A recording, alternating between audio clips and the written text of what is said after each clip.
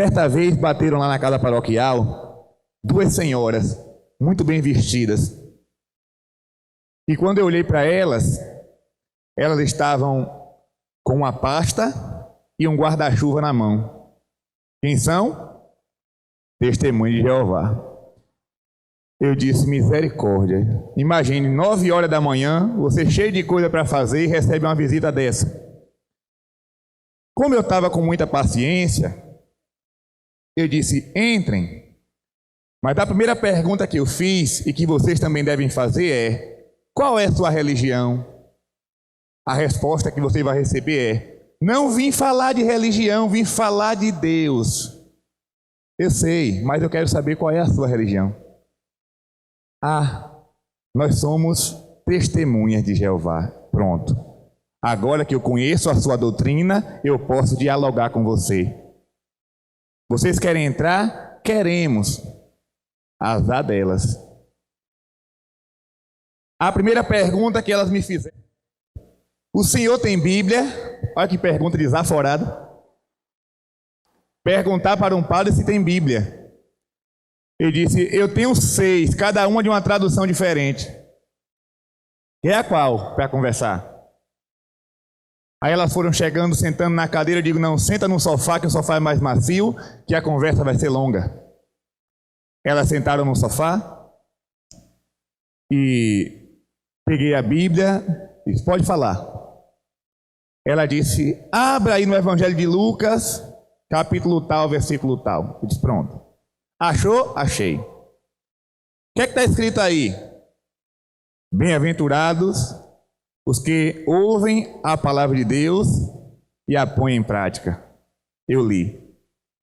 Aí eu perguntei para elas, é para pôr em prática a palavra toda ou só a metade? Elas disseram toda. Pois bem, agora vocês me escutem, que quem vai falar sou eu. Abra a palavra de Deus em João capítulo 6. Elas abriram e eu mostrei esse versículo. Vamos colocar a palavra de Deus em prática. Minha carne é verdadeira comida, meu sangue é verdadeira bebida. Cadê a Eucaristia que vocês celebram? Não responderam nada. Eu disse, abra em Mateus capítulo 16, versículo 18. Jesus está dizendo aí, tu és Pedro e sobre esta pedra edificarei a minha igreja e as portas do inferno não prevalecerão contra ela. Evangelho de domingo. E eu disse, se Jesus fundou a igreja e vocês sabem qual é, por que vocês quiseram participar de uma seita? E não responderam nada. Eu disse, abra aí agora em Lucas capítulo 1, versículo 26.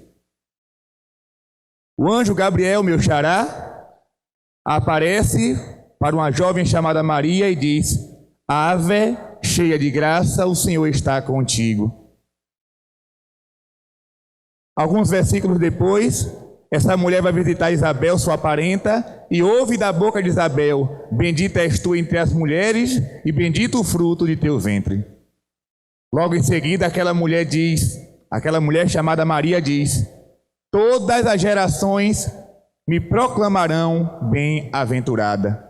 E eu perguntei para elas, por que vocês desprezam tanto Nossa Senhora, se a Bíblia manda honrá-la?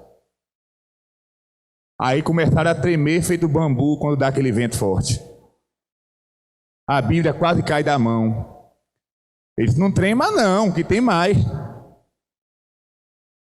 Aí elas disseram assim, mas, Senhor Gabriel, eu digo, Senhor não, meu nome é Padre Gabriel.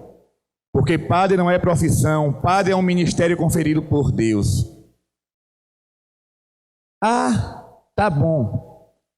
Mas na Bíblia, Jesus nunca chamou Maria de mãe. Que ótimo que a senhora perguntou isso. Que maravilha. Nunca chamou mesmo.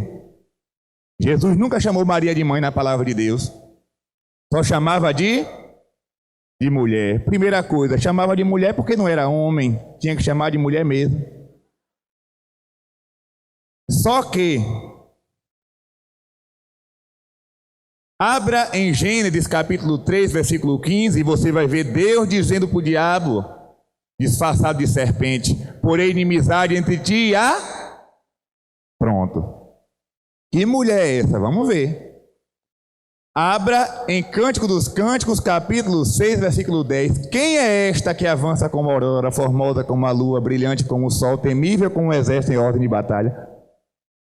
Abra em Apocalipse, capítulo 12, versículo 1. Apareceu no céu um grande sinal, uma mulher vestida de sol, a lua debaixo dos pés, na cabeça uma coroa de 12 estrelas.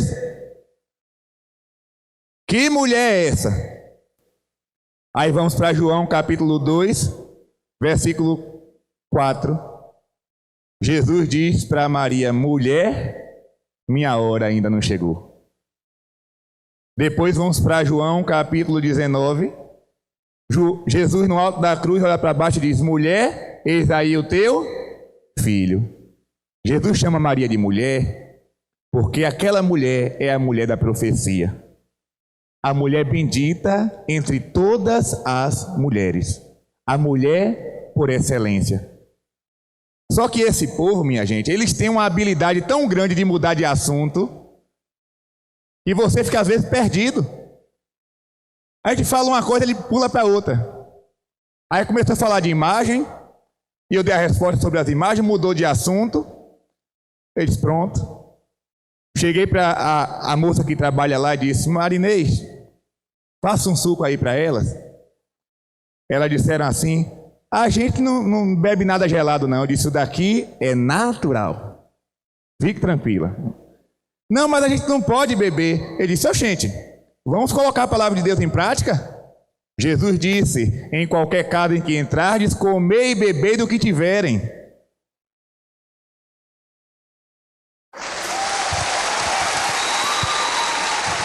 Meus irmãos, na mesma hora, a campainha tocou. Foi outros dois que estavam achando demorado demais, vieram buscar. Aí eu botei a cara na porta assim: entrem também, para a gente conversar. Não, que a gente está com pressa. Aí as duas foram saindo e eu fui atrás. Aí fizeram um sinal de lá. As que estavam conversando comigo disseram assim: não, a gente demorou porque ele estava tirando umas dúvidas. Eu disse: o quê? Estava tirando nenhuma dúvida, eu estava lhe mostrando a verdade que vocês não querem escutar. Ah, nós já vamos embora, porque nós só podemos ficar 5 minutos. Foram embora. Nunca mais voltaram. Até hoje eu espero novamente. Infeliz daqueles que encontram um católico que conhece a sua fé, porque esse que conhece a sua fé jamais será abalado. Jamais será abalado. E por incrível que pareça, né? Assim que elas saíram, eu pedi a Deus que me fizesse lembrar tudo aquilo que eu conversei. Eu pedi e comecei a escrever. Eu vou escrever esse diálogo todinho. E publiquei no Facebook. Menino, pense na desgraceira. Esse povo ficou com ódio tão grande de mim que eles fizeram um site para falar mal de mim. Eu nunca imaginei que eu ia ficar tão famoso. Falando mal, né? Mas é aquela coisa, fale bem, fale mal, mas fale de mim. Então, tem sites por aí. E até quando eu boto um vídeo no YouTube, ou alguém publica lá, sempre aparece um testemunho de Jeová para descer a madeira. Eles têm problema não.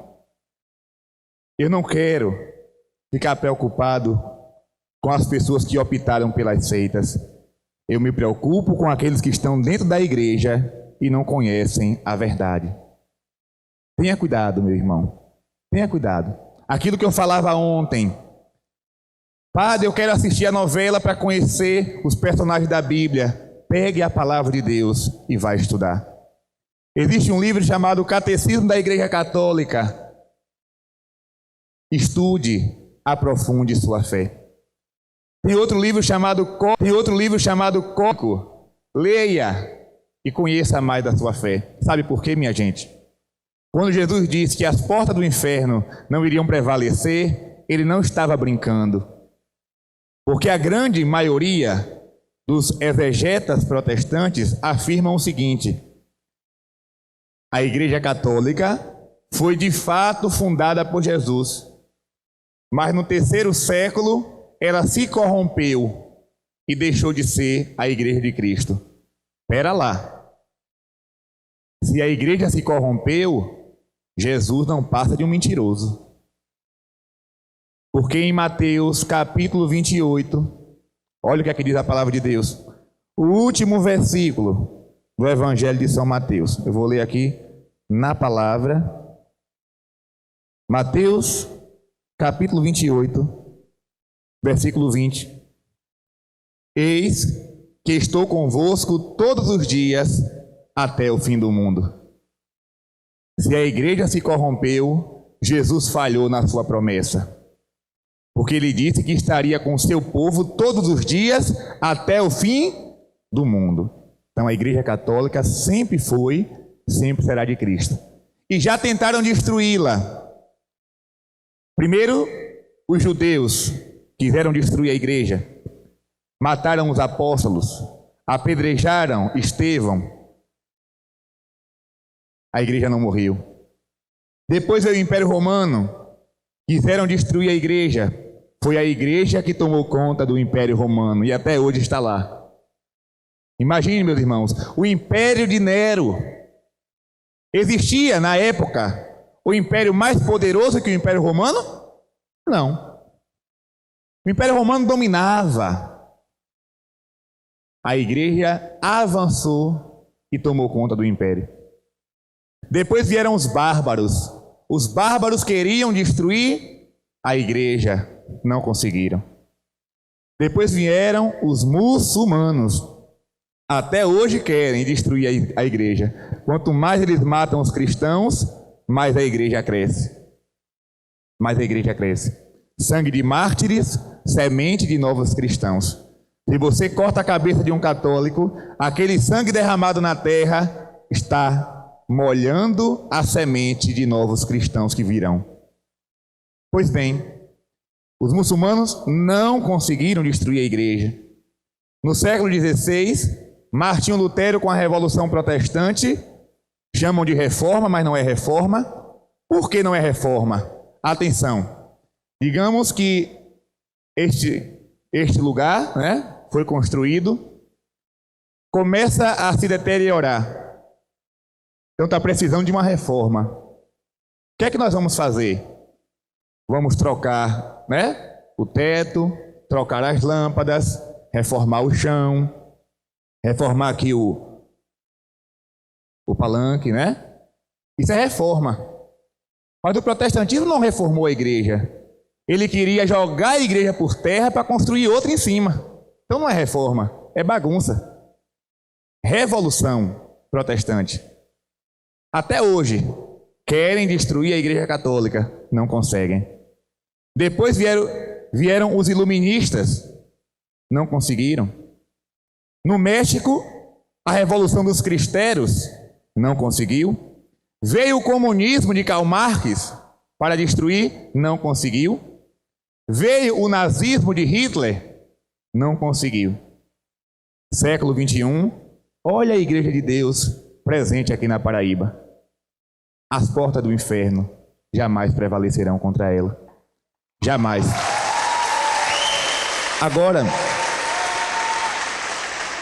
Agora, meus irmãos, saibam de uma coisa. Saibam de uma coisa. Quem tem papel e caneta, anota. Pelo amor do Imaculado Coração de Maria, você precisa conhecer o que eu vou dizer aqui agora. É apenas 3 números que você vai anotar. Coloque aí no seu papel um 6. Escreveu 6? Escreva agora do lado do 6 um 7. E agora um 5. Que número é esse? 675. Depois você pega o Catecismo da Igreja Católica e leia esse parágrafo. 675. O que é que vai dizer lá? Vou aqui só dizer algumas frases. Antes da volta de Jesus Cristo, a igreja passará por uma terrível crise que abalará a fé de muitos crentes. Esta crise irá desvendar o mistério da iniquidade. O anticristo irá se manifestar. Será um tempo de apostasia. Atenção, estou falando aqui olhando para a câmera. Não estou inventando nada, estou falando o que está no catecismo. Não é? É a própria igreja. Atenção, isso aqui não é profecia de Nossa Senhora, não é revelação, não é aparição, nada disso. É claro que nas suas aparições, Nossa Senhora sempre alerta, sempre fala da crise que virá. Mas é o catecismo da igreja. Quem não acredita em aparição, mostra o catecismo. Se ele duvidar do catecismo, já deixou de ser católico. Antes da volta de Jesus, a igreja passará por uma terrível crise que abalará a fé de muitos crentes. Por quê? Por que abalará a fé? Porque muitas mentiras virão do lugar de onde deveria vir a verdade. Muitos escândalos que abalarão a fé das pessoas. Coisas terríveis que nós veremos na igreja de Deus. E muita gente vai abandonar a barca de São Pedro. Não tenha medo, não. Não tenha medo. O Evangelho diz: quando o Filho do Homem voltar, encontrará fé sobre a terra? Jesus, vai dizer o catecismo, não vai vir buscar uma igreja gloriosa, cheia de gente, resplandecente. Não. Ele vai encontrar um pequeno resto de Israel. Um pequeno grupo. Perseguido, pisado, machucado, excluído.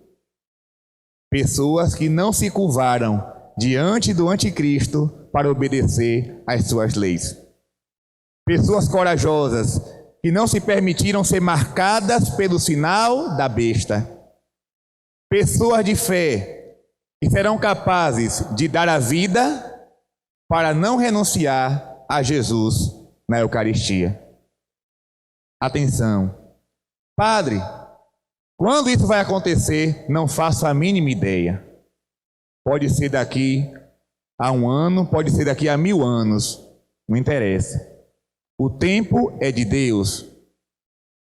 Não cabe ao padre ficar especulando o tempo. Disseram que o mundo ia se acabar em 2000. Eu vivenciei o fim do mundo, não é? Vocês que estão aqui passaram pelo fim do mundo em 2000.